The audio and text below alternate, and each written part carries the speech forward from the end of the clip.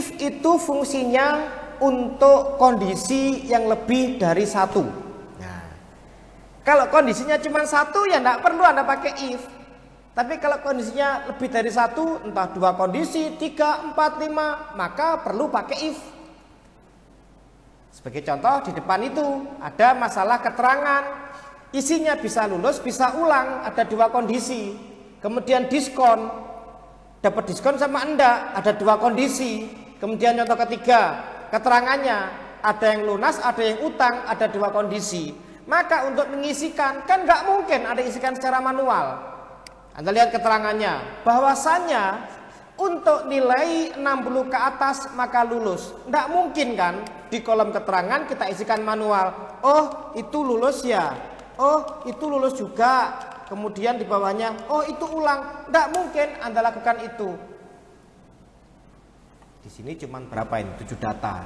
Apabila datanya banyak sekali otomatis ya toh, pasti Anda tidak mungkinlah dilakukan manual. Datanya ada 1000, datanya ada 1 juta, maka otomatis akan terlalu capek kita ngurusi masukkan secara manual.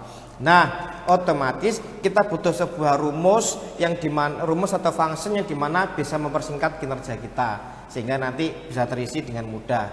Berapapun banyaknya data tidak ada masalah. Jadi itulah fungsi if. If itu diperlukan kalau kondisinya lebih dari satu, diingat-ingat. Kalau lebih dari satu baru butuh if. Kalau enggak, ya enggak usah buat apa pakai if. Ya, jadi tujuannya adalah itu. Ini kita untuk saat ini, untuk yang part pertama ini kita cuman dihadapkan dengan dua kondisi. Ya, cuman dua kondisi dulu. Sementara biar kita lebih mudah memahami if, baru kemudian masuk ke yang lebih sulit lagi. Nah, sebagai contoh seperti ini. Kita disuruh ngisi keterangan dari nilai mahasiswanya. Ngisi keterangannya. Keterangannya jelas, ada dua. Lulus sama ulang. Ya, lulus sama ulang. Kemudian kita diberitahu bahwasanya lulus itu untuk nilai 60 ke atas. Ingat-ingat penyebutan ini. Nilai 60 ke atas. Kalimat lain, nilai lebih besar sama dengan 60. Itu dua istilah yang sama maksudnya. Nilai lebih besar sama dengan 60 atau nilai 60 ke atas itu sama. Artinya mulai 60, mulai nilai 60 sudah dikatakan lulus ke atas gitu ya. Di sini kalau lulusnya itu 60 ke atas, maka ulangnya jelas seperti ini. Tidak ada rumus lain yang benar, gitu ya.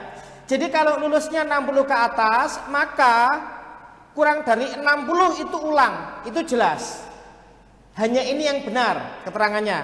Tapi, oke ya, walaupun kita tahu kondisinya dua-duanya, lulus itu nilai sekian, ulang itu nilai sekian, akan tetapi kita cukup ambil satu aja kondisi untuk kita masukkan ke rumus if.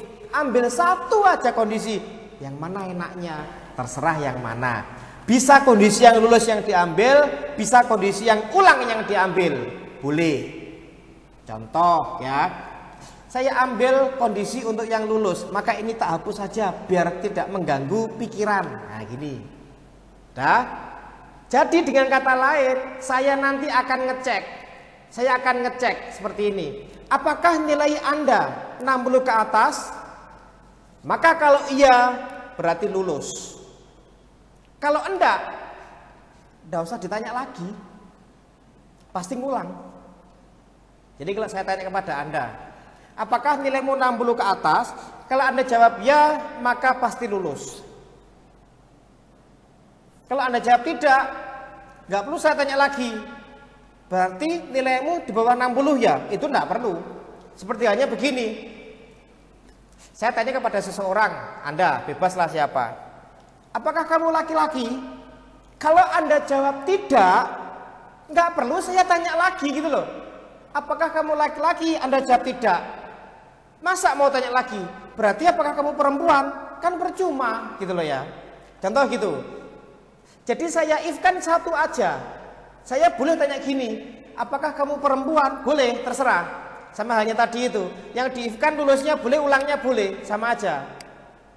Sama seperti tadi itu. Apakah kamu laki-laki? Kalau Anda jawab bukan, maka jawabannya jelas perempuan. Tidak usah ditanya kembali. Sama dengan ini. Bagaimana cara menuliskan dari kondisi ini? Lulus itu nilai 60 ke atas. Nek ndak itu, maka ulang. Ndak usah tahu ulang itu berapa nilainya. Wis gak usah ngerti Anda gitu loh. Ulang itu kondisi nilainya begini-begini. Ndak usah tahu. Cuma dua kondisi. Ketahuilah untuk kondisi satu aja. Satu kondisi aja, itu aja. Nah, penulisannya cukup dengan sama dengan if kurung buka. Ya, jadi rumusnya di yang warna kuning nanti kita copy ke bawah. Letakkan sel pointer ke yang warna kuning E2, kemudian sama dengan if kurung buka. Di dalam rumus if, di dalam sintak rumus if ada 3 item yang harus Anda pahami. Tak wakili dengan tanda tanya sementara ya. Nanti Anda kalau isi nggak usah kayak saya. Ketika Anda mengisikan cukup langsung if kurung buka, apa isinya silahkan. Saya masukkan begini karena saya menjelaskan kepada kalian supaya lebih paham. Jadi di dalam if itu ada 3 item yang tidak boleh mbok kurangi maupun mbok lebihkan. Kurang satu atau lebih satu tidak boleh. Kita lihat, apabila if sama dengan if kurung buka, tanda tanya pertama, ingat kembali, kita sepakati yang kita if-kan adalah lulus. Kita sepakati. Walaupun yang ulang bisa, tapi kita sepakat yang kita if-kan lulus. Oke. If kurung buka, di sini tanda tanya pertama adalah kondisi untuk lulus, yaitu nilai atau D2 dibesar sama dengan 60. Itu isi dari tanda tanya pertama, kondisi untuk lulusnya. Lalu pada tanda tanya kedua ya adalah keterangan atau pernyataan true-nya, keterangan benarnya. Apabila if nilai lebih besar sama dengan 60, kalau nilai itu 60 ke atas maka lulus, gitu loh ya. Kalau nilainya 60 ke atas maka lulus. Lah terus kalau nggak lulus, di sini letaknya. Nggak usah tanya lagi. Nggak usah tanya lagi gini, kurang dari 60, nggak usah tanya lagi. Pokoknya dia nggak lulus pasti ulang. Udah pasti benar gitu loh. Sama dengan tadi toh. Kamu perempuan? Bukan. Ya sudah, pasti laki-laki. Ngapain harus tanya lagi? Inilah contohnya. Ini saya copy. Betapa sangat mudahnya untuk mengisikan kolom keterangan dengan 2 kondisi lulus ulang pakai rumus if. Kondisi berikutnya, kasus berikutnya. Anda lihat di kasus kedua. Ini sebentar saya copy dulu rumusnya biar nanti jelas. Ini rumusnya saya taruh di sini. Nah, oke ya. Itulah rumus yang tadinya di kotak atas ini ya. Sebentar saya. Nah, yang di sini ini tak warna kuning aja. Jadi yang di atas sendiri kotak warna merah, rumusnya adalah itu. Yang ada di kotak warna merah rumusnya adalah itu. Sama ya dengan itu. Oke ya. Berikutnya pada kasus kedua. Kalau tadi kita ada angka, Anda lihat ada angka tidak dipetik. Kalau teks dipetik, petiknya petik 2. Petiknya petik 2, bukan petik 1, Anda jejer 2, bukan, petik 2. Jadi apapun itu di dalam kondisi, di dalam pernyataan true, di dalam pernyataan false, maksudnya adalah tanda tanya pertama, kedua, ketiga. Kalau angka maka jangan dipetik, kalau teks maka dipetik. Berikutnya kasus yang kedua adalah seperti ini, Anda lihat.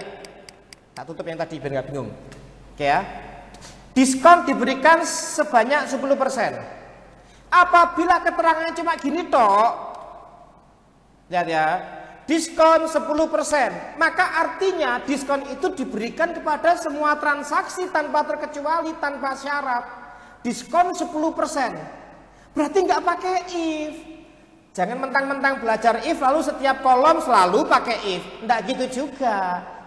Di sini diskon 10%, maka rumusnya cuma gini tok, sama dengan total dikalikan 10%. Selesai, nggak pakai if. Keterangannya cuma begini, artinya semua data dapat diskon 10%. Gitu ya, hati-hati.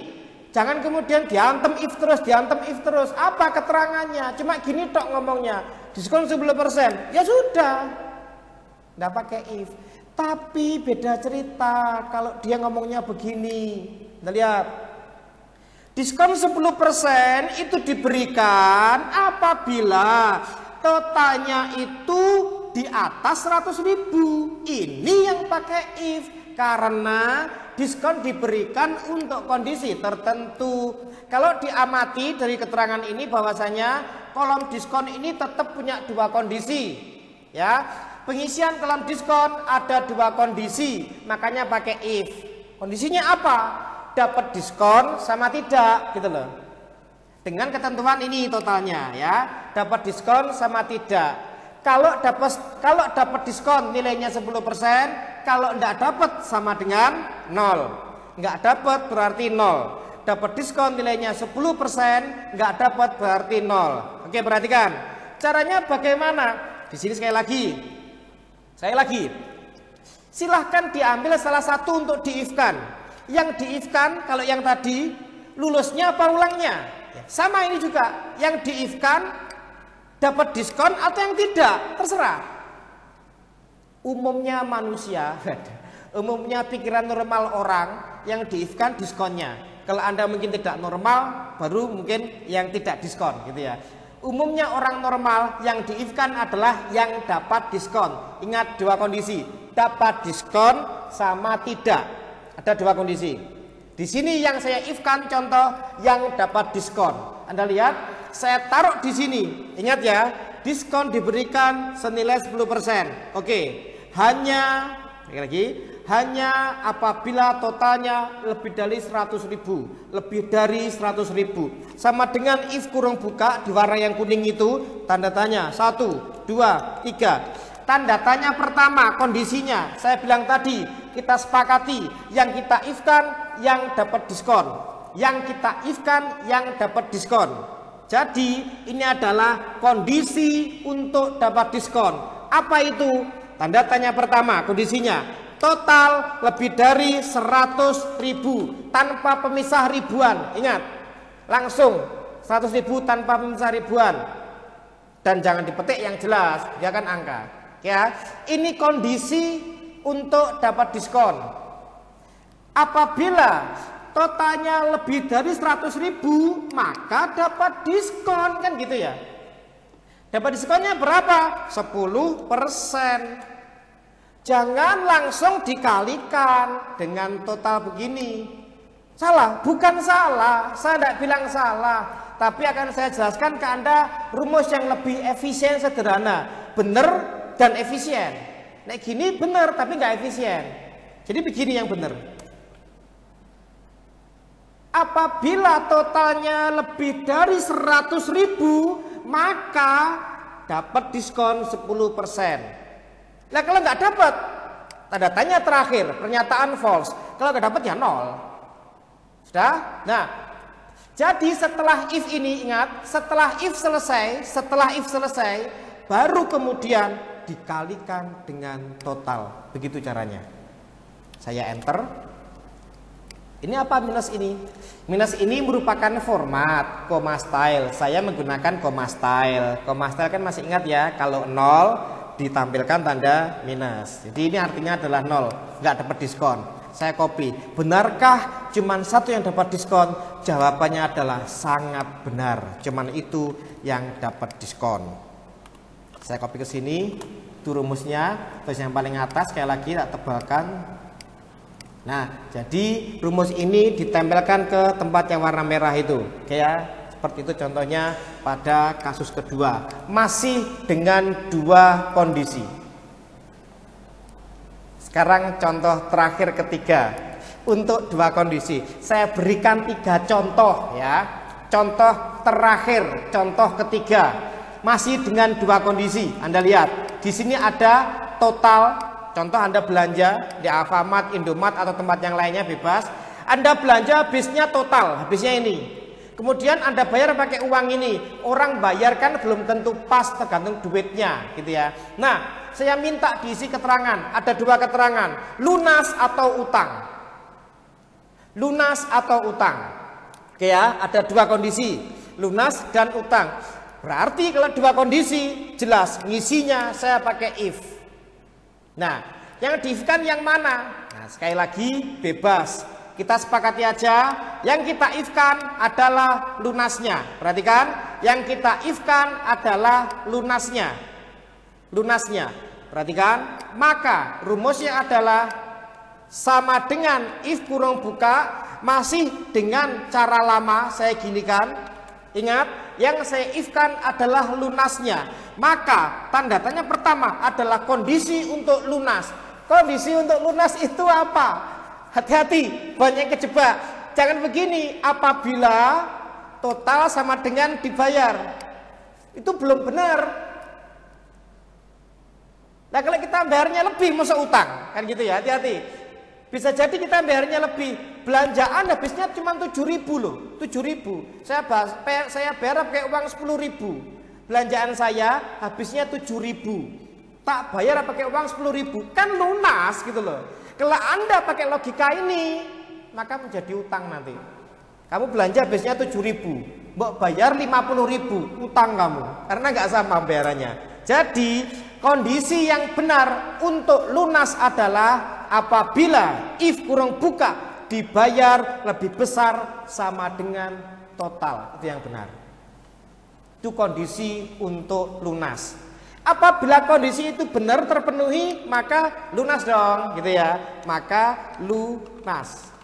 Dan selain lunas, selain itu ya jelas utang. Utang atau hutang ya, silahkan. Utang atau hutang. Cuman gini aja, simple, masih dengan dua kondisi. Saya copy lagi rumusnya, saya taruh di sini. Yang ini saya warna beda. Itu letaknya rumus yang di warna merah itu ya. Oke.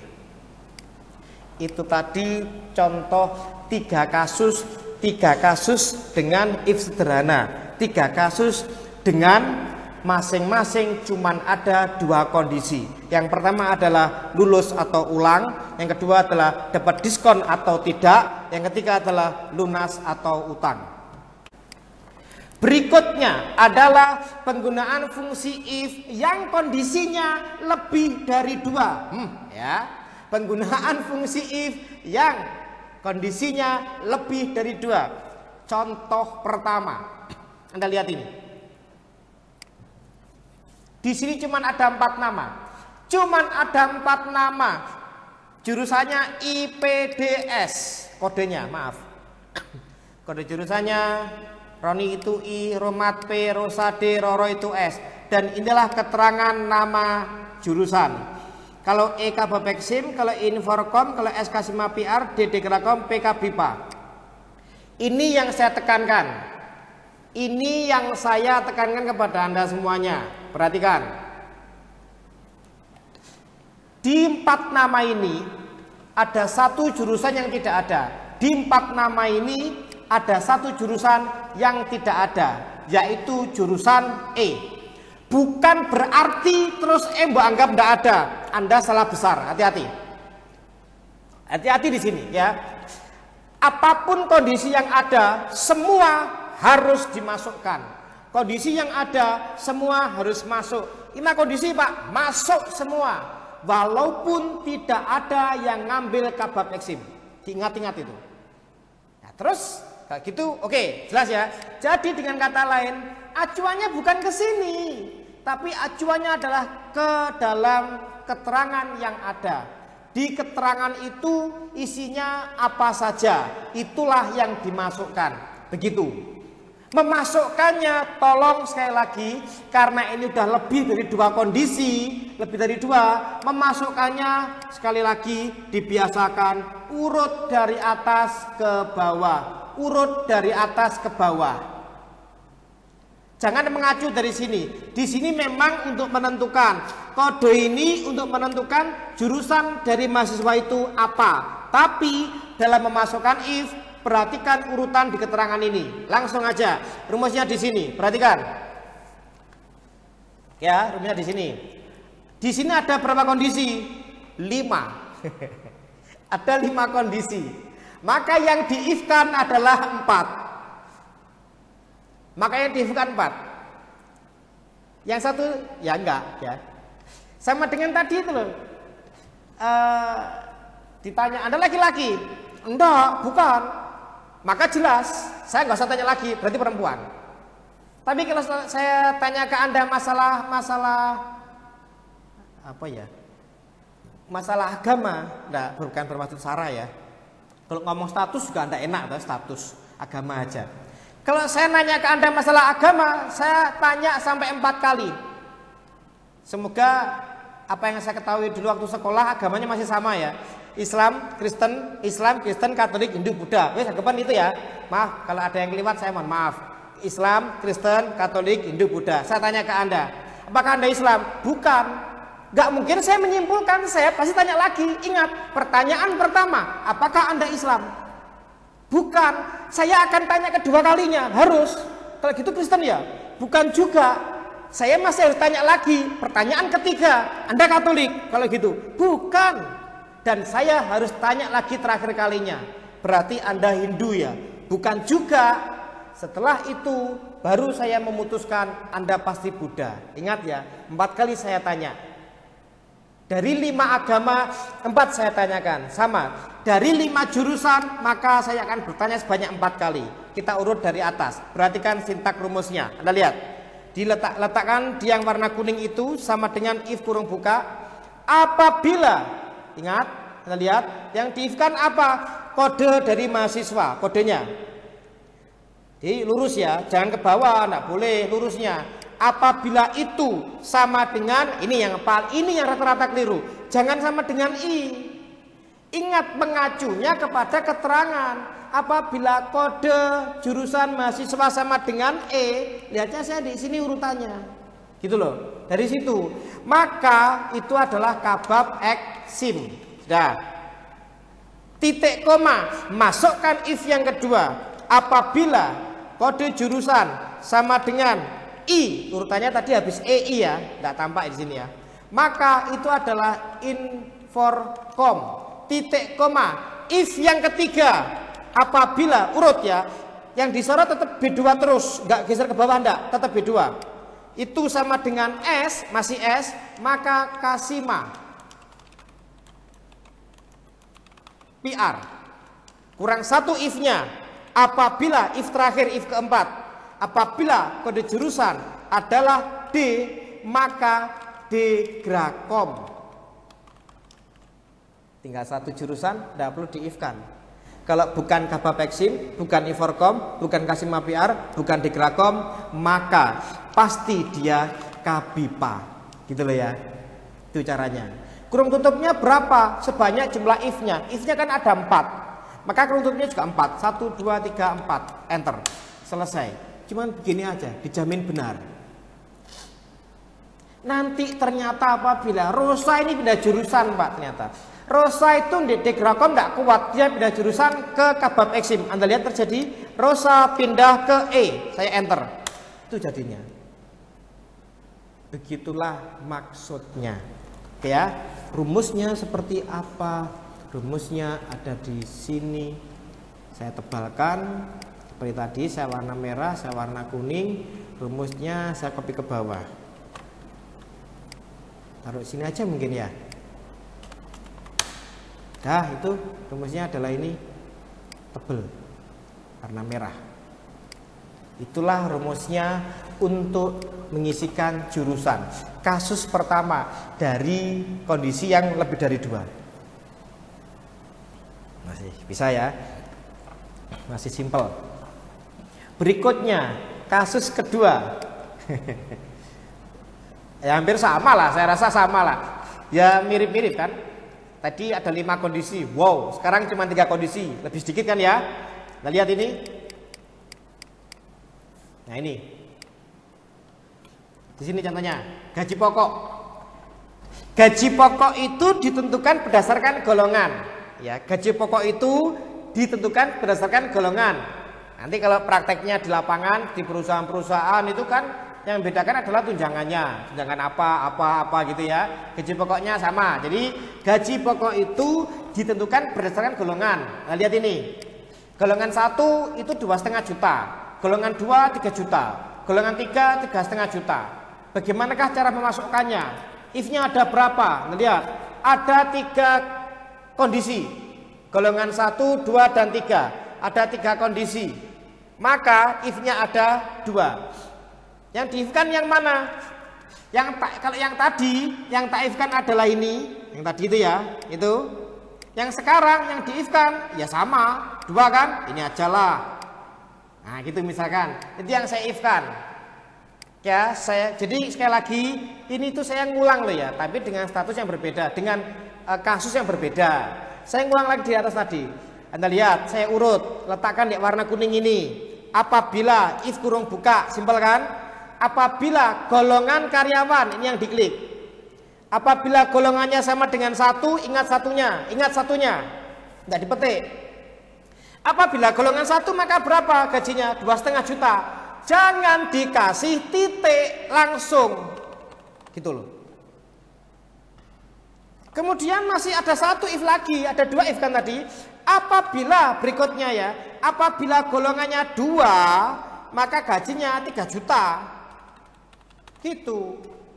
Tinggal 1 kan. Selain itu, nah tinggal 1 kan, 3,5 juta. Selesai. Kalau tutupnya 2, if-nya kan 2. Loh, gampang gini kok. Oh, manis ya kan? Simple sekali. Aduh. Sangat mudah sekali. Oke, saya copy. Seperti tadi, taruh sini aja mungkin. Ini rumusnya. Di sini letaknya. Dah, ini rumus yang ada di sini ini. 3,5 juta itu. Data pertama. Oke, langsung aja kita ke kasus ketiga. Kasus ketiga ini yang paling ribet. Anda mengenal grid kan? Tahu grid ya? Biasanya kalau Anda menempuh pendidikan S1, biasanya itu penilaiannya pakai grid. Grid A, B, C, D, mungkin ada yang pakai grid E, nggak lulus gitu ya. Ini saya contohkan. Saya akan memilah jadi 4 grid aja. A, B, C, dan D berdasarkan nilai yang didapatkan oleh mahasiswa, masing-masing mahasiswa. Nah, saya harus memasukkan ring nilainya dulu supaya Anda juga paham. Grid A ring nilai berapa sampai berapa, grid B berapa sampai berapa, C kemudian D. Perhatikan, grid A itu saya tetapkan ya. Ini terlepas masalah di luar benar apa enggak tahu. Di kasus ini contoh, grid A itu saya tetapkan untuk nilai 85. Kalau ditanya sampai berapa ya mungkin kita jawab sampai 100 lah, mungkin begitu ya. B besar sama dengan 85 sampai dengan 100 misalkan. Itu batasan untuk grid A. Ada 2 batasan. Nilai terkecilnya berapa, nilai terbesarnya berapa. Oke ya.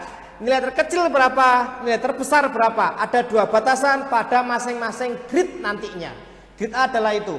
Mulai 85, batasan terbesarnya adalah 100. Kalau grid B, perhatikan. Grid B saya tetapkan mulai nilai 71. Sampai berapa? Ini yang hati-hati. Ada yang bilang gini, sampai berapa? Sampai 84. Itu salah. Tapi ya lihat dulu sih. Di sini menganut nilai pecah atau enggak. Ya. Tapi gini aja lah. Dalam kondisi apapun ya. Dalam kondisi apapun yang paling benar adalah ini. Grid B itu mulai 71 sampai kurang dari 85. Kondisi ini kondisi yang sangat benar, berlaku dalam semua perguruan tinggi atau manapun itu. Intinya berlaku pada semua kondisi. Menganut sistem nilai pecahlah, bulatlah, ini yang paling benar. Ya, itu untuk grid B sampai kurang dari 85. Dan untuk grid C besar, untuk grid C itu lebih besar sama dengan, saya mulai 61 aja ya, sampai dengan kurang dari 71. Itu ya. Itu kondisinya. Dan terakhir grid D. Grid D itu kurang dari 61 sebenarnya. Kurang dari 61. Ya bolehlah Anda bikin gini, besar sama dengan 0, silahkan. Sampai dengan kurang dari 61. Anda lihat di situ masing-masing grid punya dua batasan. Batas nilai terkecil, batas nilai terbesar. Perhatikan. Batas nilai terkecil dan batas nilai terbesar. Oke ya. Yang batas nilai terkecil Anda lihat, saya tebalkan.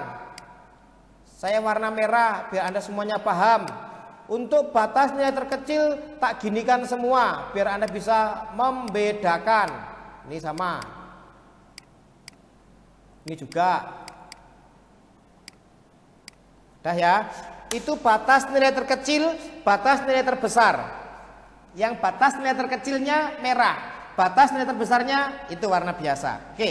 Untuk mengisikan grade itu banyak sekali cara. Maksudnya untuk menyelesaikan kasus kondisi yang seperti ini banyak sekali cara. Tapi saya sarankan menggunakan cara ini. Perhatikan.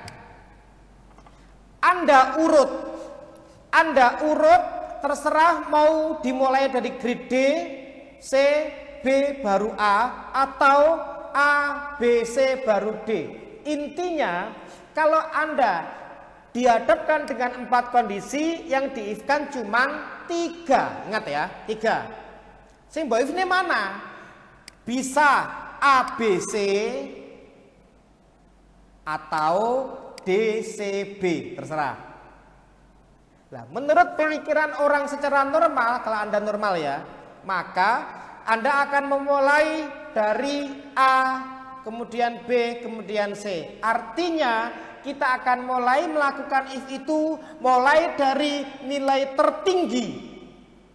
Kita mulai dari grid A, yaitu grid yang nilainya tertinggi. Kemudian turun ke grid B, turun ke grid C. Selesai. D nggak usah diabaikan aja. Ingat ya, selain itu adalah kan gitu ya. Jadi ini, kalau Anda ngerjakannya urut, maka Anda cukup menggunakan, ingat, Anda cukup menggunakan satu acuan aja pada masing-masing grid. Grid A itu 85 sampai 100. Tapi apabila Anda ngerjakannya urut ya, dari grid A, kemudian B, kemudian C, atau dari grid D, kemudian C, kemudian B. Apabila Anda ngerjakannya urut, maka Anda cukup menggunakan satu acuan aja pada setiap grid. Contoh, kalau Anda ngurutkan dari grid A, maka Anda cukup tahu, kalau Anda ngurutkan dari grid A, dari grid yang nilainya terbesar, A, B, C, maka Anda cukup tahu batasan nilai terkecil dari masing-masing grid. Grid A 85 ke atas. Sampai berapa saya tidak mau tahu. Grid B 71 ke atas. Sampai berapa saya tidak mau tahu. Grid C 61 ke atas. Sampai berapa nggak ngurus, gitu ya. Jadi enaknya itu. Kalau sampai diacak itu problem nanti. Rumusnya panjang. Bisa, lo bisa. Tapi rumusnya panjang. Makanya ikut aja saran saya, mending diurut. Perhatikan, akan saya if-kan grid A, B, dan C. Perhatikan, grid A, B, dan C. Lihat rumusnya di sini, C19. Pertama, grid A saya if-kan apabila, ingat ya, nilainya lebih besar sama dengan 85. Nah gitu toh. Anda tidak perlu meletakkan tertinggi 100, nggak perlu. Makanya saya bilang tadi, kalau Anda urutkan, maka Anda cukup dengan satu acuan. Di sini yang saya pakai adalah acuan untuk nilai terkecil. Perhatikan cuma gini toh. Apabila nilainya lebih besar sama dengan 85, maka gridnya A. Anda lihat cuma gitu toh. Tidak ada batasan grid A itu sampai 100, nggak ketik. Tidak saya ketik di situ. Selesai untuk if-nya grid A, selesai.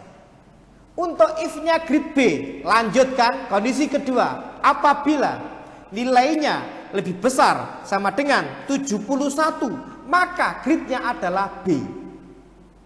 Kondisi ketiga, apabila nilainya, aduh nggak bisa diklik, saya klik di tempat lain, jangan lupa. Kemudian tak arahkan pakai panah kembali ke atas, jangan di sini loh ya, saya arahkan ke atas. Nah, tetap B19. If ketiga sekarang untuk grid C, apabila nilainya lebih besar sama dengan 61, maka gridnya C. Selain itu, ya D, gak usah dicari lagi, gak usah ditanya lagi, gak usah if lagi. Kurung tutupnya tuaga. Udah selesai. Silahkan dicek manakah yang salah. Ya, rumusnya adalah seperti ini. Bentar, saya kopikan dulu rumusnya. Itu rumusnya. Nah, oke, selamat mencoba. Semoga bermanfaat.